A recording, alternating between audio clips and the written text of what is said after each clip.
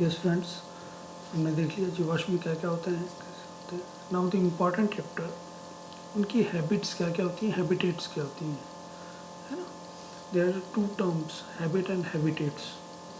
Habitat का मतलब होता है कि वो किस एनवायरनमेंट, हैबिट का मतलब होता है कि क्या क्या खाता है कैसे नहीं, और हैबिटेट का मतलब होता है एनवायरनमेंट, किस एनवायरनमेंट में रहता है. The environment in which the plant और animal lives. The term habitat is generally applied to the environment to which the organism is most closely adapted and hence in which the most successful. वो ऐसा कौन सा वातावरण है जिसमें वो सबसे आराम से रह सकता है.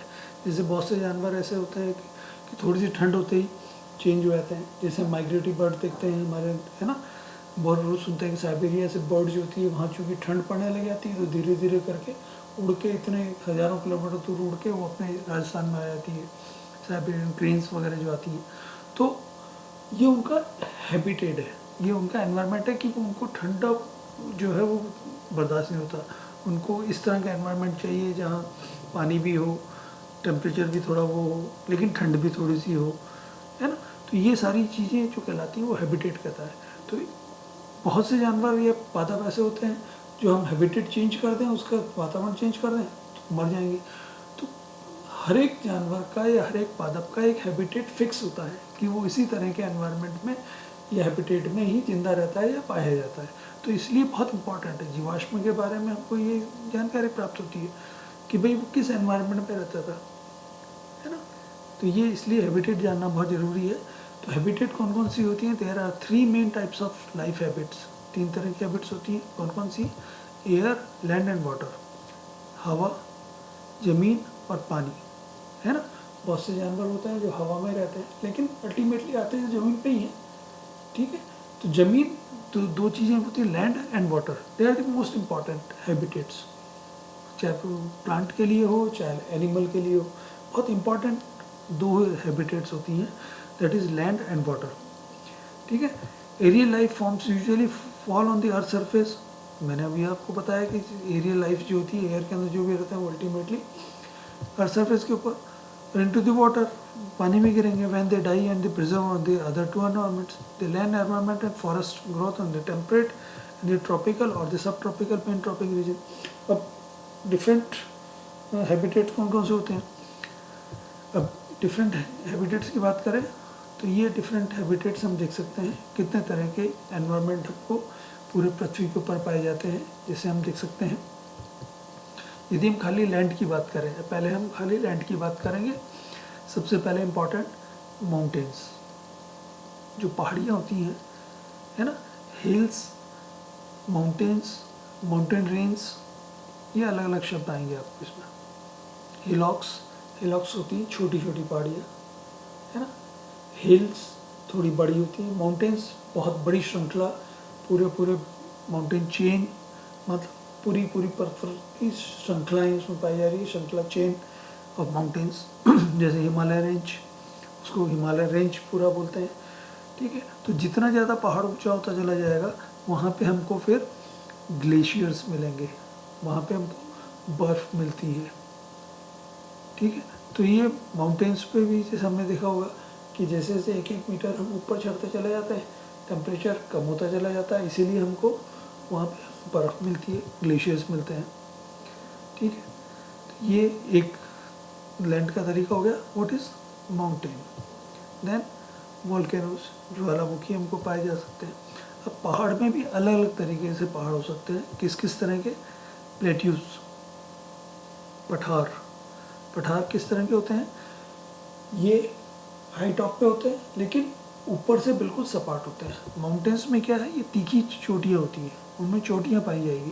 लेकिन प्लेट्यूज के अंदर क्या है, चोटियाँ नहीं होती, ये ऊपर से सपाट होता है, ये फ्लैट टॉप होता है ना. जैसे अब अपना पट्टा मान लीजिए जिस पर हम बैठते हैं, है ना. ये स्टूल मान लीजिए, छोटा स्टूल है, ऊपर से फ्लैट है, ऊंचा उठा हुआ है और ऊपर से फ्लैट है. इस तरह का यदि कोई स्ट्रक्चर होगा पहाड़ों का तो वो कहलाता है प्लेट्यूज. देन फिर मीज़ा, देन बट. ये पहाड़ों के अलग अलग प्रकार हैं, ये हम जियोमॉर्फोलॉजी में पढ़ेंगे. जैसे बट जो है वो बिल्कुल एक छोटी सी पहाड़ी है और बहुत छोटा सा उसका फ्लैट टॉप है, ठीक है। तो ये अलग अलग तरह के पहाड़ों के प्रकार हो गए। देन डेजर्ट्स, बहुत मोस्ट इम्पॉर्टेंट, जैसे हमारा पार्ट मरुस्थल है वो डेजर्ट्स होगी। डेजर्ट्स में क्या होगा, डेजर्ट्स भी दो तरह के होते हैं। डेजर्ट का मतलब ये नहीं कि खाली मिट्टी ही होगी। डेजर्ट उनको कहते हैं जहाँ बहुत हाई टेम्परेचर पाया जाता है, बहुत ज़्यादा तापमान होता है वहाँ पे, और इम्पॉर्टेंट चीज़ वेरी लो रेनफॉल, बहुत कम रेनफॉल होती है, उसको हम कहते हैं डेजर्ट। हमारे यहाँ पे सॉइल डेजर्ट है, मिट्टी वाला डेजर्ट है, लेकिन यदि हम लद्दाख की बात करें तो वहाँ हिली डेजर्ट है ना, वहाँ स्टोनी डेजर्ट है, पत्थरों का डेजर्ट है, ठीक है। लद्दाख के अंदर भी डेजर्ट है, लद्दाख के अंदर सहारा डेजर्ट, और हमारा जो थार डेजर्ट है ये सॉइल डेजर्ट है, ये मिट्टी का डेजर्ट है। यहाँ टेम्परेचर ज़्यादा है, रेनफॉल बहुत कम होती है, लेकिन मिट्टी पाई जाती है, इसलिए सॉइल डेजर्ट्स कहते हैं। जबकि लद्दाख में जो है वो स्टोनी डेजर्ट है ना, वो वहाँ पे पर्वत हैं, पत्थर है। क्योंकि डेजर्ट इसलिए बोल रहे हैं क्योंकि बहुत लो रेनफॉल होती है, टेम्परेचर बहुत ज़्यादा होता है, इसलिए। देन इसके अंदर, डेजर्ट के अंदर नेक्स्ट पार्ट होता है ड्यून्स, टीले, मिट्टी के टीले बन जाते हैं, तो ये हो गया। फिर अब ज़मीन की बात कर रहे हैं हम अभी तक, है ना, ज़मीन के एनवायरनमेंट में। Now next one is forest. फिर फॉरेस्ट भी अलग अलग तरह के होते हैं, बिल्कुल डार्क फॉरेस्ट है ना, यहाँ पे बड़ी फॉरेस्ट, ठीक है।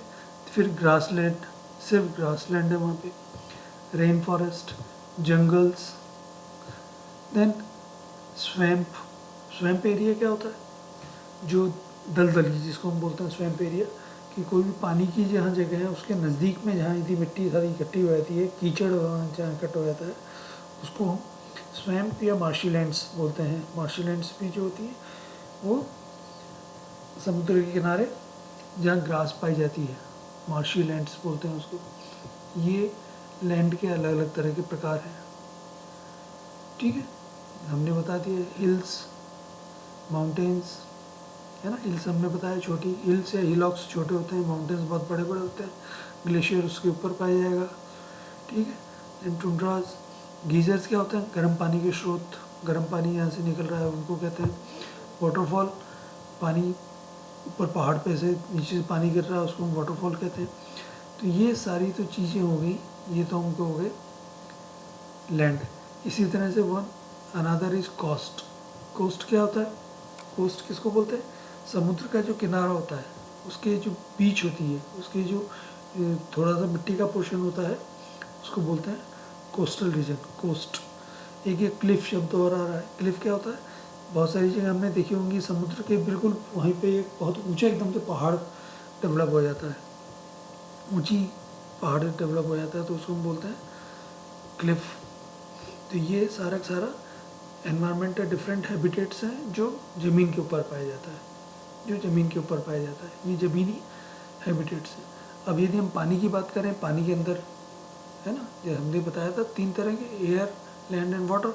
लैंड की हमने बात कर ली, तो वाटर की बात करें तो वाटर 2 तरह के होते हैं, मीठा पानी और खारा पानी, fresh water and saline water, ठीक है। तो फ्रेश वाटर में कौन कौन से होंगे, आइस फ्रेश वाटर की होती है ना, आइस, ग्लेशियर्स, आइसबर्ग्स। आइसबर्ग्स क्या है, ग्लेशियर जब टूट के गिरता है, स्लिप होके नीचे तक चला जाता है, समुद्र में चला जाता है, तो ये कहलाते हैं आइसबर्ग्स, है ना, ये कहलाता है आइसबर्ग्स। तो ये फ्रेश वाटर हो गए। इसके बाद में फ्रेश वाटर क्या हुआ, रनिंग वाटर मीन्स रिवर, नाला, है ना, ये फ्रेश वाटर्स हो गए। फिर उसके बाद में लेक, झील, साफ पानी की झील है, मीठे पानी की झील जिसको बोलते हैं, खारे पानी की झील भी होती है, Dead Sea is the lake, है ना, लेकिन वो खारे पानी की है। तो अभी हम पहले मीठे पानी की बात कर रहे हैं। फिर ग्राउंड वाटर, ज़मीन, पानी के नीचे ज़मीन में पाया जाने वाला, सतह के नीचे पाया जाने वाला, तो ये फ्रेश वाटर हो गया। अब हम खारे पानी की बात करें तो खारा पानी कहाँ कहाँ मिल सकता है हमको? लेक में, खारे पानी की झील की हमने बात की, सांबर झील खारे पानी की झील है, और सी, ओशियंस, है ना।